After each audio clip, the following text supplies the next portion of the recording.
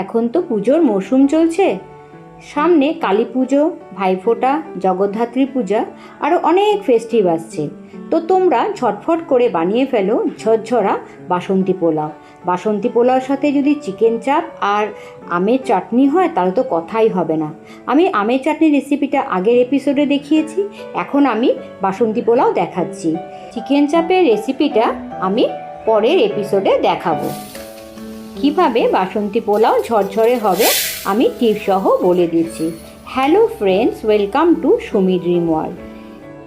এখানে আমি প্রথমে 2.5 কাপ গোবিন্দভোগ চাল নিয়ে ভালো করে 15 মিনিটের মতন ভিজিয়ে নিচ্ছি। এখানে আমার 2.5 কাপ মানে আমার 700 গ্রাম থেকে একটু বেশি আছে। আমি একটা মগ ইউজ করেছি, যেটাকে মগ কাপ বলে। তো এইভাবে আমি এটাকে ভিজিয়ে রাখবো 15 মিনিটের জন্য। চালটা ভালোভাবে ভেজানো হয়ে গেলে এবার আমি 2 চামচ গাওয়া ঘি ভালো করে মেখে নেব, যাতে এটার মধ্যে একটা ভালো গন্ধ আসে আর ভাতটাও খুব ঝরঝরা হয়। এটাও কিন্তু আরেকটা টিপস। এবার আমি সাথে কি কি নিচ্ছি বলে দিচ্ছি। তো চালটা তো 700 গ্রামের মতন নিলাম। তারপর লাগবে স্টার্চ, ছোট এলাচ, বড় এলাচ, তেজপাতা আর হচ্ছে দারচিনি। আর লাগবে আমি 38 থেকে 40টার মতন কাজু নিয়েছি, আর আমি 1 কাপ আমি কিশমিশ নিয়েছি। আর লাগবে রোজ এসেন্স আর গোলাপ জল। এবার আমি ফ্রাইং প্যানটা গরম করে নিয়ে এর মধ্যে আমি 4 হিপড টিস্পুন ঘি ভালো করে একটু গরম করে নেব।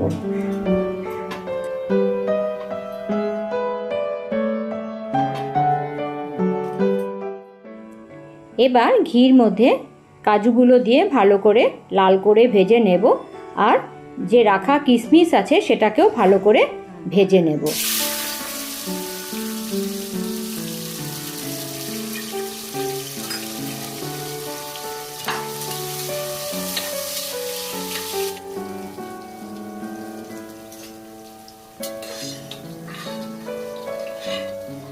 যখন কিশমিশগুলো ফুলে উঠবে তখন আমি কিশমিশগুলোকে নামিয়ে নেব।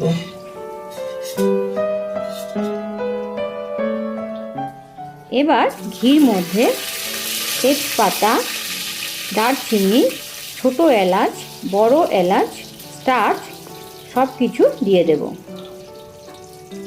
দিয়ে একটু ভালো করে নাড়িয়ে নিচ্ছি। যখন এর থেকে ভালো গন্ধ আসবে তখন আমি গোবিন্দভোগ চাল যে ঘি দিয়ে মেখে রেখেছিলাম ওটা আমি পুরোটা দিয়ে একটু ভালো করে নেড়ে নেব। এখানে একটা কথা মনে রাখতে হবে, নিচে লাগার চান্সটা খুব বেশি, তো সেই জন্য এটাকে কিন্তু বারে বারে নাড়তে হবে।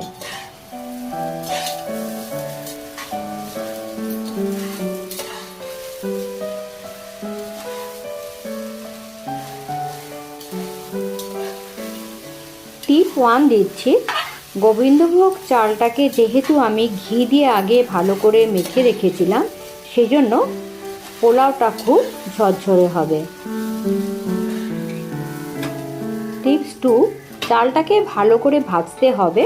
ভালো করে ভাজলে কিন্তু একটা সুন্দর একটা অ্যারোমা আসবে গোবিন্দভোগ চালের। এবার আমি চালটা যখন ভালো ভাজা হয়ে গেছে, একটা সুন্দর গন্ধ বেরিয়েছে, তখন আমি 2 টিস্পুনের মতন আমি নুন ও 1.5 টিস্পুনের মতন হলুদ দিয়ে ভালো করে নেড়ে নেব।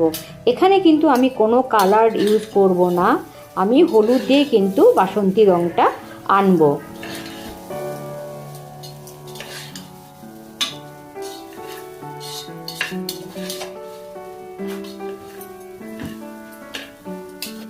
যেহেতু আমি এখানে হলুদ ইউজ করেছি, তার জন্য কিন্তু হলুদটা ভালো করে চালের সাথে ভালো করে মিশিয়ে ভেজে নিতে হবে, না হলে কিন্তু একটা কাঁচা হলুদের গন্ধ থেকে যাবে। এবার আমি 3 টিস্পুনের মতো আমি গোলাপ জল দিয়ে ভালো করে নেড়ে নিচ্ছি। গোলাপ জলের সাথে যদি রোজ এসেন্স থাকে, আমি এখানে ইউজ করেছি, তাহলে আরও বেশি সুন্দর গন্ধ হয়। এবার আমি 5 কাপের মতন জল অ্যাড করব।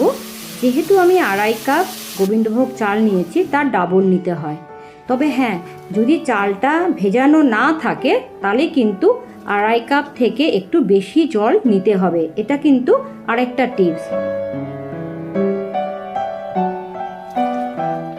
আর যদি নতুন গোবিন্দভোগ চাল হয় তাহলে কিন্তু ভাতটা একটু গলে যাওয়ার চান্সটা অনেক বেশি, সেজন্য পুরনো গোবিন্দভোগ চাল নেওয়ার চেষ্টা করবে। গোবিন্দভোগ না থাকলে জিরা রাইসও ইউজ করা যায়।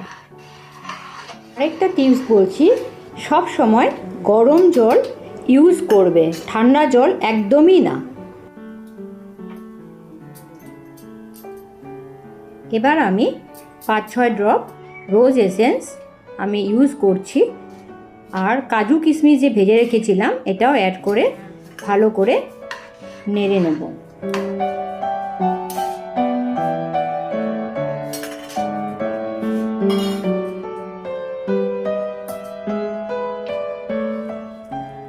এখন আমি 1/2 টিস্পুনের মতন আবার নুন অ্যাড করলাম, দিয়ে আমি ঢাকনা দিয়ে ভালো করে ঢেকে রাখবো।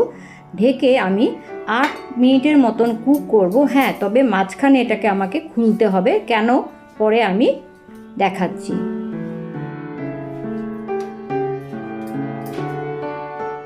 চার মিনিট পর আমি ঢাকনাটা খুলে যখন দেখলাম চালটা হাফ সেদ্ধ হয়েছে, এখন আমি এটার মধ্যে 8 টিস্পুনের মতন আমি চিনি অ্যাড করব।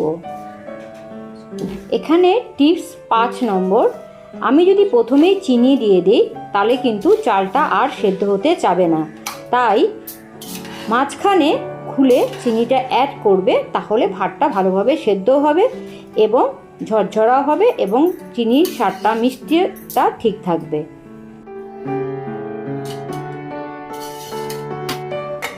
এখন এটাকে আমি আবার 4-5 মিনিটের মতন ঢেকে রেখে ভালো করে কুক করে নেব। 6 নম্বর টিপস, গ্যাসের ফ্লেমটা একদম লোতে রাখার চেষ্টা করবে, তাহলে ভাতটা ভালোভাবে সেদ্ধ হবে। হাই করে দিলে জল শুকিয়ে যাবে, ভাত আর সেদ্ধ হবে না। আরেকটা টিপস বলছি, যদি চালের পরিমাণটা বেশি হয় তবে সেদ্ধ হতে একটু আগেই নামিয়ে নেবে, অটোমেটিক ওটা রেস্টে থাকলে সেদ্ধ হয়ে যাবে। আমি এই বাসন্তী পোলাওটা গ্যাসের মিডিল ওভেনে রেখে লো ফ্লেমে আমি কিন্তু কুক করে নিয়েছি। এবার ঠিক নামানোর আগে আমি 1 টেবিল স্পুন ঘি আর 1 টিস্পুনের মতন গোলাপ জল দিয়ে এটাকে ভালো করে 2 মিনিটের মতন আরও কুক করে নেব ঢাকনা দিয়ে। 2 মিনিট পর ফিরে আসছি।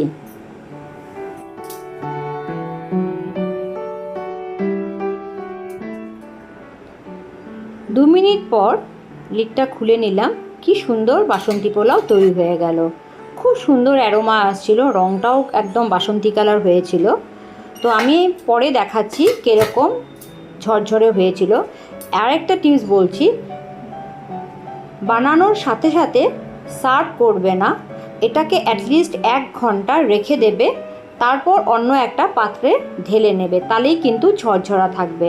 না হলে কিন্তু এটা গায়ে গায়ে লেগে থাকবে। গোবিন্দভোগ চালটা খুব ডেলিকেটেড এবং খুব সফট একটা চাল, যেটা একদম সহজে গলে যায়। তো এইভাবেই তোমরা বানিয়ে ফেলো বাসন্তী পোলাও। বাসন্তী পোলাওটা কেমন ঝরঝরে হয়েছে আমি এই ভিডিওর লাস্টে দেখাচ্ছি, তোমরা একটু দেখে নিও। বাসন্তী পোলাওর সাথে যদি চিকেন চাপ আর আমের চাটনি হয় তাহলে তো কথাই হবে না। উফ, দারুণ লাগে খেতে। আমার আমের চাটনির রেসিপিটা আগের এপিসোডে দেখিয়েছি, চিকেন চাপটা আমি পরের এপিসোডে দেখাবো কিভাবে বানিয়েছি। যদি কোনো অসুবিধে হয় আমাকে কমেন্টের মাধ্যমে জানাবে, আমি তার আনসার দিয়ে দেব। আশা রাখছি এই ভিডিওটা ভালো লেগেছে। ভালো লেগে থাকলে একটা লাইক, শেয়ার ও সাবস্ক্রাইব করে দেবে। তোমাদের একটা সাবস্ক্রাইব আমাকে অনেকটাই মোটিভেট করবে। নমস্কার, ভালো থাকবে।